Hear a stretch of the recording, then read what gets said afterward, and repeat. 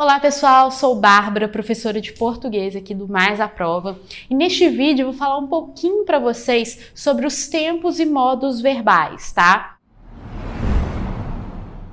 É uma matéria que vira e mexe cai aí no PISM 1 para que os alunos analisem e entendam ali o contexto do verbo, qual a mensagem que o verbo quer trazer dentro do texto. Então acompanhem aí na tela. Bom, observem aí os modos verbais. Os modos verbais indicam as intenções e juízos de valores do emissor em relação ao verbo. Bom, o que quer dizer isso, tá? O modo em que o emissor, que é quem fala, coloca o verbo, o modo em que o emissor utiliza o verbo, demonstra ali a intenção dele ao transmitir aquela mensagem. Então, o emissor tem a intenção, às vezes, de falar um fato, ou falar uma certeza, ou de mencionar alguma coisa que pode ser dada como hipótese, dúvida, ou ainda de dar uma ordem, um conselho. Então, esses são os modos verbais. Então, na tela aí, vocês podem ver os três modos. O indicativo é o modo que indica um fato, uma certeza. Por exemplo, fiquei em casa o dia todo. O subjuntivo é o modo que indica dúvida, incerteza, possibilidade.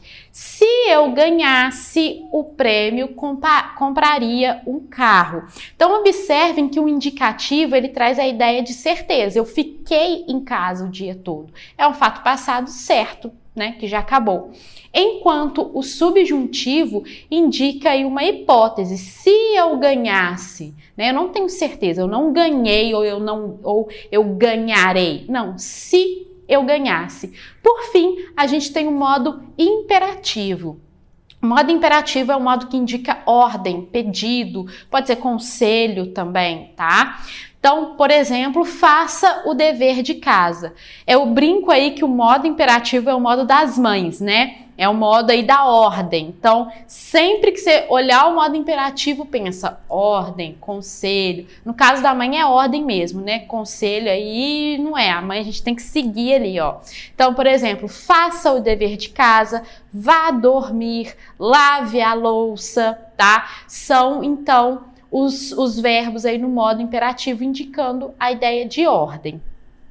E dentro aí dos modos, nós temos o indicativo e o subjuntivo que tem tempos verbais. Então, olhem aí na tela, é o seguinte, os tempos do modo indicativo, tá? Nós temos três pretéritos, pretérito perfeito, pretérito imperfeito, pretérito mais que perfeito, quer dizer, são são tempos verbais que indicam ações que ocorreram no passado, ações ou outros processos, tá? Porque o verbo não indica apenas ações, indica estado, fenômeno da natureza, por aí vai. Então, temos três tempos no passado, tá? O presente e dois tempos no futuro. O futuro do presente e o futuro do pretérito.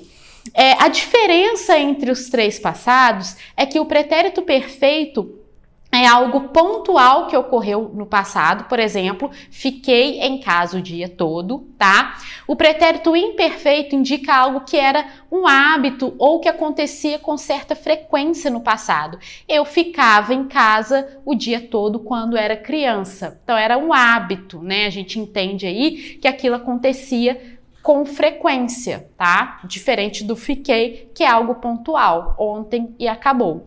O pretérito mais que perfeito, ele é pouco usado. Joana ficara em casa, ou melhor, chovera quando cheguei em casa. Observem que primeiro choveu, depois eu cheguei em casa. A diferença aí é o quê? O pretérito mais que perfeito indica um passado, algo que aconteceu antes de uma ação também passada. Chovera quando cheguei em casa. Primeiro choveu, depois eu cheguei. Hoje em dia a gente substituiu o pretérito mais que perfeito por uma locução verbal. Tinha chovido quando cheguei em casa. A ideia é a mesma. Uma ação passada que ocorreu ou antes de outra ação também passada. O presente indica coisas que acontecem no momento da fala, ou também podem indicar coisas que fazemos habitualmente. Por exemplo, eu estudo francês.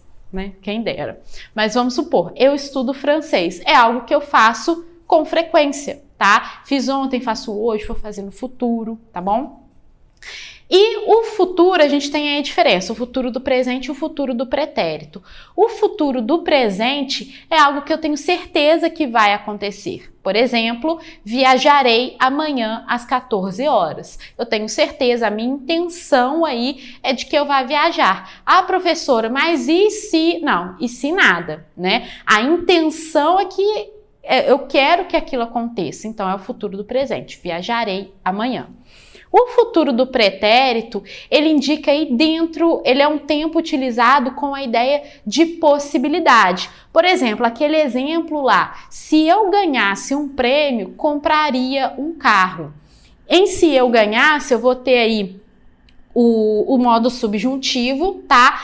E o compraria é o verbo que está no futuro do presente, quer dizer, se aquela hipótese se concretizar, eu tenho a certeza de que eu vou comprar um carro, tá? Agora os tempos do modo subjuntivo, eu tenho 3, o presente, o pretérito imperfeito e o futuro do subjuntivo. O presente a gente utiliza quando quer indicar aí algo do presente ou do futuro que você quer que aconteça, que ali pode ter uma ideia de hipótese. Por exemplo, eu quero que ele vença a competição. Eu não tenho certeza que ele vai vencer, mas aí expresso o meu desejo, tá? O futuro, aliás, desculpem, o pretérito imperfeito do subjuntivo, ele trata de uma ação passada, mas ao mesmo tempo imprecisa. Se tivesse dinheiro, compraria o prédio todo. Mesmo que comesse tudo, não ficaria satisfeito. Então observem, por exemplo, se eu ganhasse, né, traz a ideia aí de hipótese, tá? Não é algo certo. Por fim, o futuro do subjuntivo, ele indica uma possibilidade futura. Quando eu chegar, dormirei muito. Então, é uma possibilidade futura, é uma visualização, algo que pode acontecer no futuro, mas que eu não tenho tanta certeza, tá?